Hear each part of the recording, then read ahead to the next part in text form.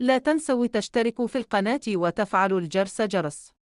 في قرية صغيرة هادئة، كان هناك رجل يدعى أحمد، يعيش مع زوجته فاطمة وابنته الوحيدة لينا.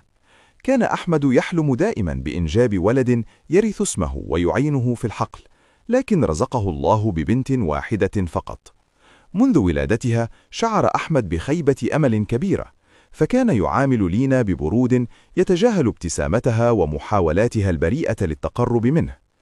كان جارهم عمار رجلا مباركا في أولاده، رزقه الله 5 ذكور أقوياء يعملون معه في الحقل الكبير الذي يملكه، يحرثون الأرض ويحصدون الثمار. كان عمار دائما يبتسم بفخر عندما يرى أبناءه يحيطون به، ويقول لأحمد: الحمد لله الذي أعطاني ذرية ذكورا تساعدني ويستمر نسلي. أما أحمد فكان كثير السفر بحثا عن عمل إضافي، يترك المنزل أياما طويلة، وعند عودته يدخل صامتا لا ينظر إلى لينا التي تركض نحوه فرحة، تحمل له كوب ماء أو طبق فاكهة. كانت تقبل رأسه وتسأله عن يومه، لكنه يدفعها بلطف بعيدا أو يتجاهلها تماما، يقول في نفسه: لو كانت ولدا لكانت أفضل.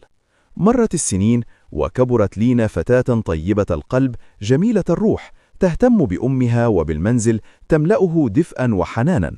لكن أحمد ظل على بروده. وفي يوم من الأيام مر أحمد بحقل جاره عمار، فوجده جالسا تحت شجرة، حاله يرثى لها، وجهه شاحب، ملابسه متسخة، وعيناه مليئتان بالحزن. اقترب أحمد وسأله بدهشة: يا عمار، ما الذي حل بك؟ أين أبناؤك؟ أين ضحكتك التي كنت تفخر بها؟ تنهد عمار بعمق وقال: توفيت زوجتي رحمها الله، وأصبحت وحيدا تماما، لا أحد يزورني، لا أحد يعد لي الطعام أو يسأل عني. أبنائي أصبحوا مشغولين بحياتهم، إذا طلبت منهم شيئا يتأففون ويؤجلون، ثم يقولون إنهم يريدون بيع الحقل الذي ورثته عن أبيه. لم أعد أستطيع العمل فيه، وهم لا يساعدونني كما كنت أظن. الحمد لله على كل حال، لكن الوحدة تقتلني. سكت أحمد لحظة، ثم تذكر ابنته لينا فجأة. تذكر كيف كانت هي وأمها تملأان المنزل فرحا وسعادة، كيف كانت لينا تحاول إرضاءه بكل الطرق، تقدم له الطعام بابتسامة، تسأل عن صحته، وهو يدير وجهه عنها. شعر بغصة في حلقه وندم شديد يعصر قلبه. قرر العودة إلى المنزل فورا. مشى بخطى سريعة، وعندما اقترب من البيت توقف عند النافذة المفتوحة. سمع صوت بكاء خافت، ثم صوت لينا الدامع وهي تقول لأمها: يا أمي، لماذا أبي لا يحبني؟ ماذا أفعل لأرضيه؟ أحاول كل يوم أن أكون لطيفة معه، أعد له الطعام الذي يحبه، أبتسم له، لكنه لا يراني حتى. هل أنا سيئة إلى هذا الحد لأنني بنت؟ انفجر أحمد من البكاء خارج النافذة، لم يستطع السيطرة على دموعه. سمعته فاطمة ولينا فهرعتا مسرعتين. رأت لينا أباها يبكي فهرعت إليه واحتضنته.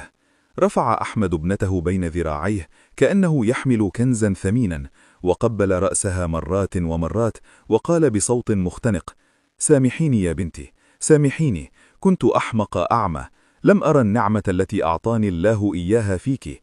أنت أغلى ما أملك، أنت وأمك كنتما الدفء والسعادة في هذا المنزل، وأنا كنت أبحث عن شيء آخر بعيد. والله إنك خير من 1000 ولد.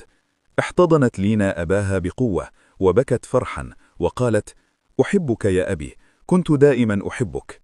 جلسوا يتحدثون لأول مرة منذ سنوات. من ذلك اليوم تغير أحمد تماما، أصبح يقضي وقته مع لينا، يعلمها أمور الحياة، يضحك معها ويفتخر بها أمام الجميع.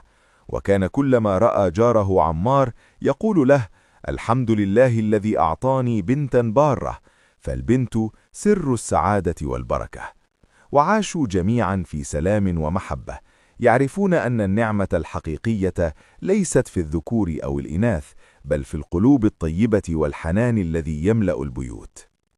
مرت الأيام وأصبح عمار يعيش وحيدا في بيته الكبير بعد وفاة زوجته. أبناؤه ال5 الذين كان يفتخر بهم أمام الجميع انشغلوا بحياتهم الجديدة. تزوجوا واحدا تلو الآخر وبنوا بيوتا بعيدة قليلا عن بيت الأب، وأصبحوا يزورونه نادرا فقط في المناسبات أو عندما يحتاجون شيئا. في البداية كانوا يعدون بمساعدته في الحقل، لكنهم سرعان ما بدأوا يشتكون من التعب والمشاغل. ثم جاء اليوم الذي قرروا فيه بيع الحقل فعلا. قالوا له: يا أبي، الحقل كبير ويحتاج جهدا، ونحن لا نستطيع العمل فيه كما كنت تفعل. سنبيعه ونقسم المال، فهذا أفضل للجميع. باعوا الحقل وأخذ كل واحد نصيبه، وتركوا عمارا في البيت القديم مع بعض المال القليل. لم يعد هناك من يعد له الطعام ولا من يسأل عن صحته. أصبح يجلس أمام الباب ساعات طويلة ينتظر زائرا لا يأتي.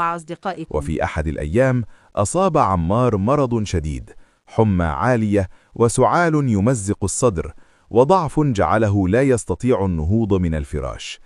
أرسل رسالة إلى أبنائه يطلب منهم المجيء، لكن الرد كان بطيئا. جاء أحدهم بعد أيام، نظر إليه بنظرة سريعة وقال: سنأتي غدا إن شاء الله، ثم انشغل بأمور أخرى ولم يعد. انتشر خبر مرض عمار في القرية. سمع به جاره أحمد، الذي تغيرت حياته تماما منذ أن تصالح مع ابنته لينا.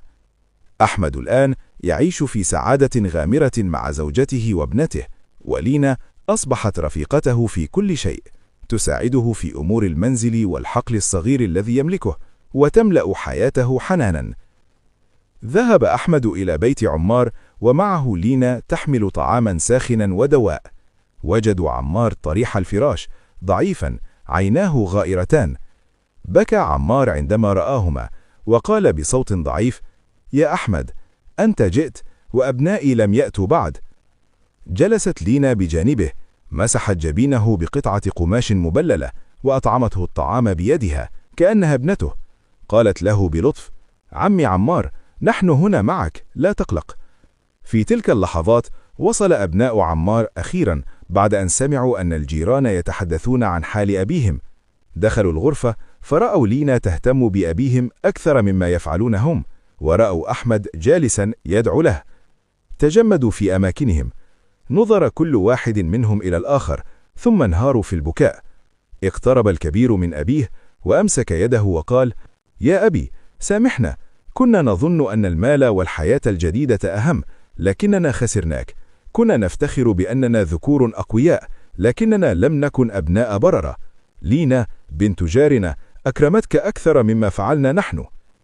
بكى الجميع، وبكى عمار معهم، لكن دموعه كانت مختلطة بين الحزن والفرح.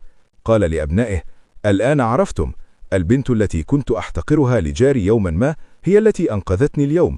الحنان لا يأتي من الذكر أو الأنثى، بل من القلب الطيب.